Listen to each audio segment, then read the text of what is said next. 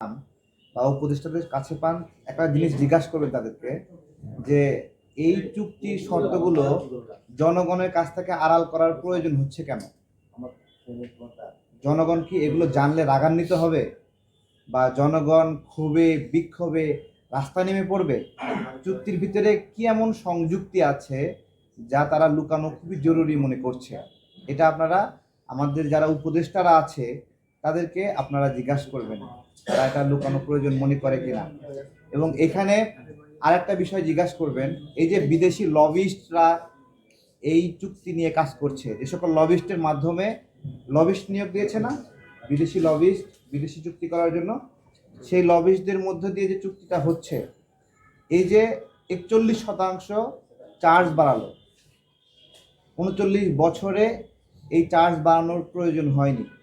ব্যবসায়ীদেরকে আমাদের জিজ্ঞাসা যে আপনি যদি এই বন্দর ব্যবস্থাপনার জন্য একটা কন্টেনারের জন্য যদি 20 টাকা দিতেন, অথবা ধরলাম একটা কন্টেনারের জন্য আপনি 100 টাকা দিতেন, 41% চার্জ বাড়ানোর জন্য আপনাকে ওইটুকু টাকা বেশি দিতে হবে না?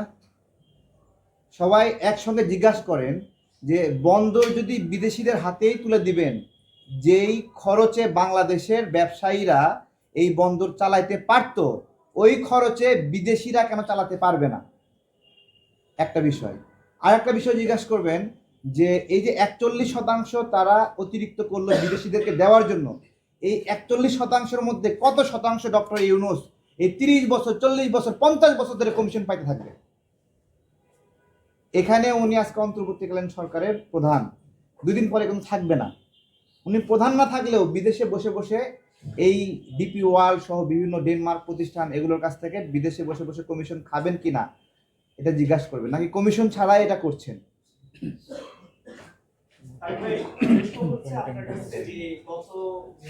এই বন্দর ব্যবস্থাপনা করতো আপনাদের লোকেরা, আপনারা এখানে ব্যবসা করেন, আপনারা এখানে চাকরি করেন। এই বন্দর ব্যবস্থাপনা বিদেশিদের হাতে গেলে চট্টগ্রামের মানুষ কতটুকু উপকৃত হবে?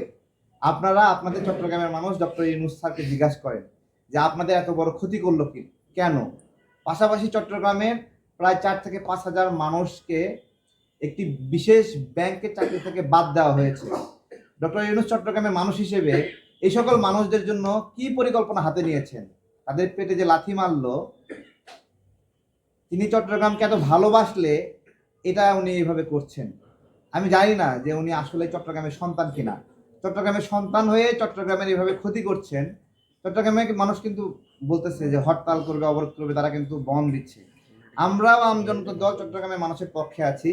আমরাও বলছি যদি ডক্টর ইউনূসের সিদ্ধান্ত থেকে ফিরে না আসে, আমরা হরতাল দেব, অবরোধ দেব, দেশের মানুষকে নিয়ে জনপ্রতিরোধ গড়ে তুলবো আমরা।